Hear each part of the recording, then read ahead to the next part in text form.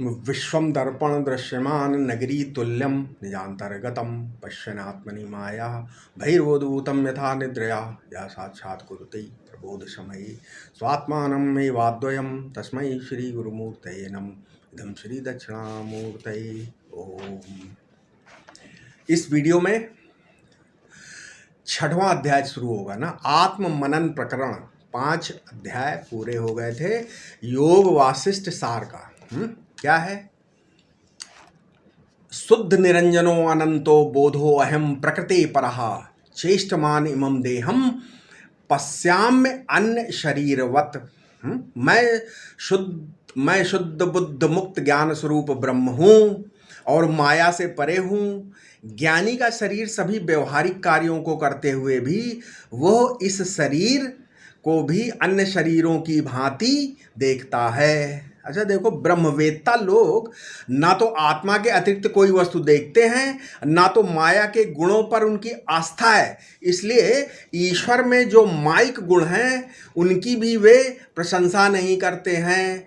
वे अपने में भी जो माइक गुण हैं, ठीक है, उनकी भी प्रशंसा नहीं करते हैं। ठीक है, ब्रह्मविद पुरुष का कोई प्रयोजन नहीं है, ना ईश्वर से कुछ पाना है, क्योंकि ईश्वर तो उनका आत्मा ही है। इसलिए वो तो उन्हें मिल गया है। जितनी भी तारीफ होगी वो तो हड्डी मांस चाम की होगी, भोग की होगी, किसी गुण की होगी, लेकिन महात्मा तो निर्गुण है, तो उसकी क्या प्रशंसा होगी? जिसको उसने तुच्छ समझकर छोड़ दिया, माया का खेल समझकर छोड़ दिया, ब्रह्मविद के लिए स्तुति और नमस्कार बाधित हो गए हैं। चलाचल निकेतश्च है, मांडूक कारिका में आया है। ये चल शरीर और अचल ब्रह्म वो कभी आप अपने से भी देखता है और कभी अपने को ब्रह्म रूप से भी देखता है। ठीक है, इसके बाद अब 123 श्लोक क्या है? 1 2 3 एते ही चिद विलास अंतः मनोबुद्धि इंद्रिय आदयः असंत सर्व एवाहो अवधानम बिना स्थितः। अपने को ब्रह्म जान लेने से ये सभी मन बुद्धि इंद्री आदि बाधित हो जाते हैं, विलीन हो जाते हैं। अहम के उदय के साथ ही ये फिर सत्य मालूम पड़ने लगते हैं। इसीलिए नैष्कर्म सिद्धि एक ग्रंथ है, उसमें कहा गया है क्या? अति दुस्थो अप्रबोधो इत्र आत्मय वास्य प्रबुद्धता निमित्त मात्राद वेत्तेषा नासाग्रे वदरम यथा 3:1-10। नैष्कर्म सिद्धि यानी आत्मा अज्ञान के कारण न जानना, ये हमेशा नहीं होता है ना, क्योंकि केवल आत्मा ही है। अज्ञान नाम की कोई पृथक वस्तु नहीं है। यह अज्ञान आत्म विचार द्वारा नष्ट हो जाता है। जैसे वदरी फूल माने बेर का फल नाक के ऊपर रख दें और थोड़े स्पर्श से ही नीचे गिर जाता है। ठीक है, इसी नैष्कर्म सिद्धि का एक ग्रंथ का आगे वाला श्लोक भी पढ़ देते हैं। उसमें क्या दिया है? अहो धारष्ट्यम अविद्या न कश्चित अतिवर्तते प्रमाणम वस्तु अनावृत्त परमात्मेव तिष्ठति 3:11। अज्ञान के प्रभाव से सिद्धियों से युक्त पुरुष भी नहीं बच पाता है। नहीं तो क्योंकि उसको आत्मज्ञान ब्रह्मज्ञान नहीं हुआ है, इसलिए उसे ये शरीर और संसार सत्य मालूम पड़ते हैं। अपना आत्मा जो है, देखो भाई, वो ये प्रमेय नहीं है। क्या है? अप्रमेय है। अप्रमेय है अपना आपा। ये हमारे सामने मोबाइल है, ये क्या है? मान लीजिए ये प्रमेय है, और हमारी आँख है, ये प्रमाण है। लेकिन हमारा जो असली स्वरूप क्या है, वो ना तो मोबाइल की तरह प्रमेय है और ना आँख की तरह प्रमाण है। ठीक है, ना मैं घड़ी जानने वाला है, ना जो ये मैं है घड़ी जानने वाला है, और ना मैं आँख हूँ। तो इसका अर्थ है इस प्रकार का अभिमान नहीं है। क्या इसका क्या अर्थ हुआ? कि भाई इस प्रकार का अभिमान नहीं है कि मैं मोबाइल को जानने वाला हूँ। वो स्वयं प्रकाश अखंड परमात्मा है। अब 124वां श्लोक 1 to 4 क्या है?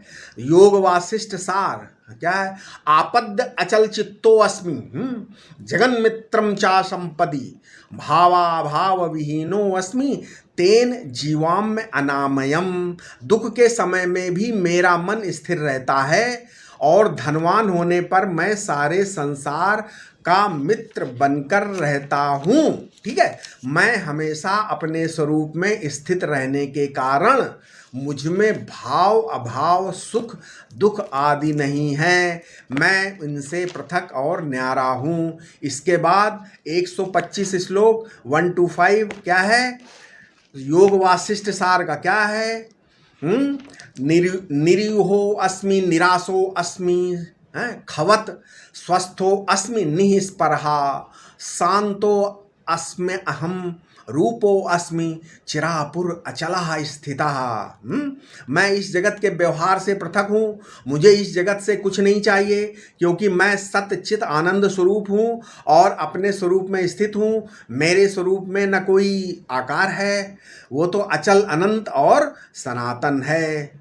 अच्छा देखो, जागृत अवस्था में जो कुछ व्यवहार का विषय हो रहा है अथवा प्रतिभास का विषय हो रहा है, रस्सी व्यवहार का विषय हो रही है, सांप उसमें प्रतिभास का विषय हो रहा है, आकाश व्यवहार का विषय हो रहा है, नीलिमा प्रतिभास का विषय हो रही है। अच्छा, स्वप्नावस्था में सब कुछ प्रतिभास का विषय हो रहा है और सुसुप्ति अवस्था मतलब गाढ़ी नींद में प्रतिभास और व्यवहार का कोई भेद भासता नहीं है। ठीक है, परंतु ये जो ज्ञान स्वरूप अखंड आत्मा है ये तीनों में है और तीनों अवस्थाओं में और तीनों से विलक्षण है। अच्छा, ये व्यवहार प्रतिभास परमार्थ सत्ता क्या ये वास्तव में हैं या कल्पित हैं? ये केवल अवस्था त्रय को समझाने के लिए हैं। तीनों अवस्थाएं जागृत स्वप्न और सुसुप्ति में जो मैं है वो असली मैं नहीं है। ये सब काल पर छिन्न हैं, तब अकाल पुरुष मैं ही हूँ। अकाल में जितने कालिक हैं सब मिथ्या हैं। अब इस श्रुति को अपने चित्त में बैठा लो, क्या आत्मै वेदम सर्वम।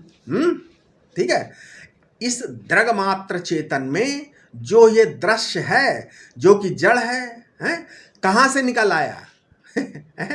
इस चेतन में ये देश काल वस्तु ऐसी जगह भास रहे हैं जहाँ इनका होना संभव नहीं है। ये प्रत्येक चैतन्याभिन्न ब्रह्म ही तत् रूप में भास रहा है। इसलिए है क्या कहा है, आप श्रुति बोलती है आत्मै वेदम सर्वम सर्वम यदयम आत्मा।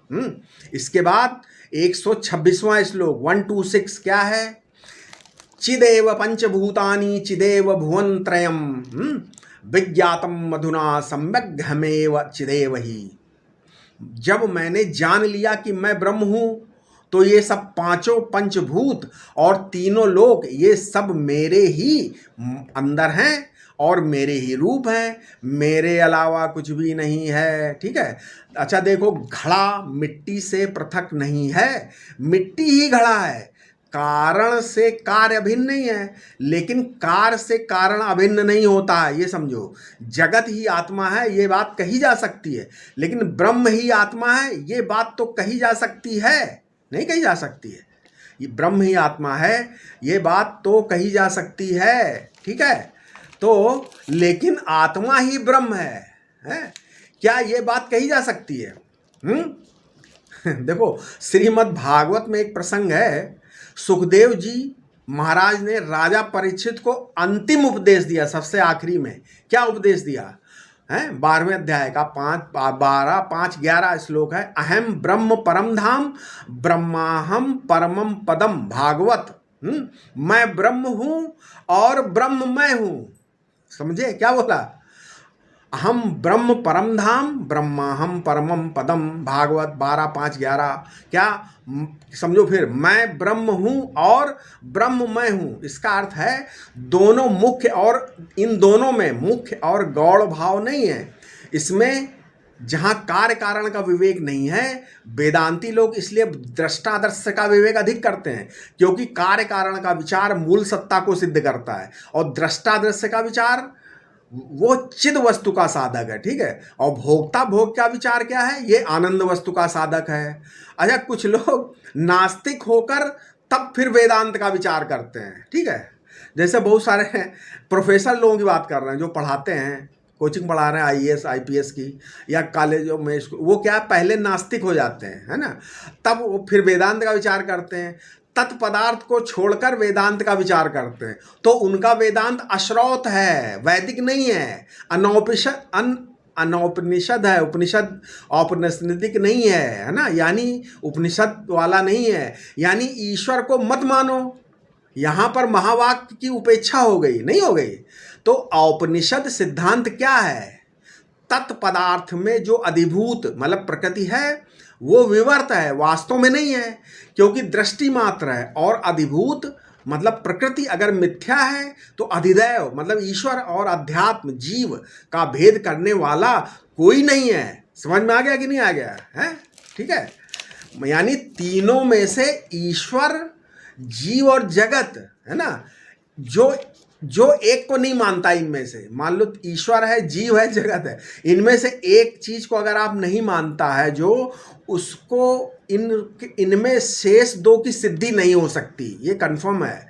ये बड़ी सूक्ष्म बात बता रहा हूं। जो लोग जगत की सत्ता या ईश्वर की, मान लो जीव की सत्ता नहीं मानते हैं या ईश्वर की सत्ता नहीं मानते या जगत, मतलब किसी एक की सत्ता अगर नहीं मानोगे तो ये दो की सिद्धि शेष दो की हो ही नहीं सकती। ये बहुत सूक्ष्म बात बता रहा हूँ, इस पर जल्दी ध्यान नहीं जाता लोगों का, ठीक है। भागवत के दूसरे स्कंद में बहुत अच्छे ढंग से दिया है, दूसरा अध्याय 2:10-9 क्या, एकमेक तराभावे यदा नोपलभामहे त्रियतम तत्रयो वेद संजात्मा स्वाश्रया श्रया। जैसे सूर्य की रोशनी माने ईश्वर की रोशनी, अपनी आंख माने जीव की रोशनी, है ना, और दोनों में जो दिखता है उसका नाम है जगत। ये कब तक, जब तक ये तीनों अलग अलग है। तीनों में अगर एक को मिथ्या करना हो तो जगत को पहले कर दो मिथ्या, क्योंकि वो सामने दिख रहा है, पहले वही बाधित हो सकता है आसानी से, है ना। तो जिसका प्रत्यक्ष अपरोक्ष होता है वही बाधित हो सकता है, जो दृश्य नहीं होता वो बाधित नहीं होता। और जहाँ दृश्य बाधित हुआ वहाँ आत्मा परमात्मा में भेद करने वाली कोई चीज ही नहीं रही, कोई बचा ही नहीं, ठीक है। इसलिए कहा गया आत्मनो ब्रह्मणो, है ना, आत्मनो ब्रह्मणो भेदम असंतम कह करिष्यसि। आत्मा और ब्रह्म का जो भेद है वो बिल्कुल असत है, वो कौन बना सकता है ना। तो एक में सर्व कहाँ से, कहा कि आरोपित रीत से, तो बाद समानाधिकरण से पहले सर्व और ब्रह्म की एकता समझो। ये समझ लेने के बाद, केवल ये समझ लेने के बाद क्या होगा, अज्ञान निवृत्ति के बाद केवल ब्रह्म ही ब्रह्म है, आत्मा ही आत्मा है, चाहे इसे तत्पदार्थ कहो तो क्या और त्वम पदार्थ कहो तो भी क्या, है ना। हमारे जीवन में आत्मय वेदम सर्वम की जरूरत पड़ती है, तथा नेति की भी जरूरत पड़ती है, और अहम एतत् न, मैं ये नहीं हूँ, ठीक है, ये भी है। तो स्थूल सूक्ष्म कारण शरीर नहीं हूं मैं, इनसे न्यारा हूं, यही बताने के लिए क्या है, नेति की प्रक्रिया है। और ये दोनों प्रक्रियाएं मिथ्या हैं ये विवर्त प्रक्रिया है, तथा दोनों अपना आपा ही है, ये अन्वय प्रक्रिया है। समझ में आया, अन्वय व्यतिरेक दोनों, मतलब तो ये केवल समझाने के लिए है, कोई भी प्रक्रिया को पकड़ना नहीं है आपको ठीक है, प्रक्रिया सच्ची नहीं है। ये अधिकारी भेद से तमाम प्रक्रियाओं का वर्णन वेदांत में है। अंत में सर्वम मिथ्या की जरूरत पड़ेगी। उपनिषद में मिथ्या कहने से कोई लिहाज नहीं करता, उपनिषद मिथ्या कहने में कोई लिहाज, कोई परहेज नहीं करता है। इसीलिए तेजो बिंदु उपनिषद कहता वेदः शास्त्रम पुराणानि कार्यम कारणम ईश्वरः भूतम भव्यम भविष्यत चा सर्वम मिथ्येति निश्चणुः। ठीक है, अब ये हो गया, इसके आगे हम अपने अगले वीडियो में बताएंगे। ठीक है, ओम शांति शांति शांति।